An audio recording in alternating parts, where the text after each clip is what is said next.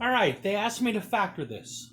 Well, before I do anything, the first thing I'm going to do is rewrite it in descending order. Because if you notice, I have an x here, an x squared there, and here I have a constant.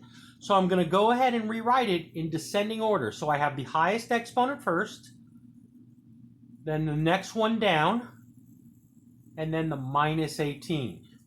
Now, I have it in descending order, so I'm going to go ahead and factor it. So, this is the one I multiply to get. This is the one I add to get. So I need to know what I do to multiply to get negative 18 and add to get negative 7. Since I'm multiplying to get negative, one number will be negative, one is positive. Since I'm adding to get negative 7, the bigger of the two numbers has to be negative. So 1 times negative 18 doesn't give me the negative 7.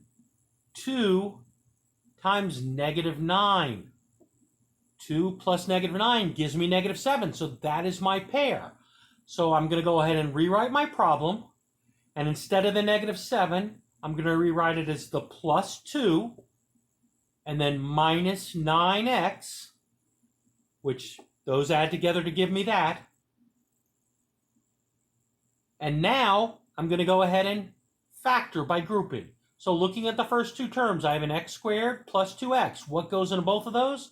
I can factor out an x, which leaves me with x plus 2. Now, this one, if you notice, I have an x plus 2 in parentheses. I need the same thing over here. So I have a negative here. So I'm going to factor out a negative along with the 9.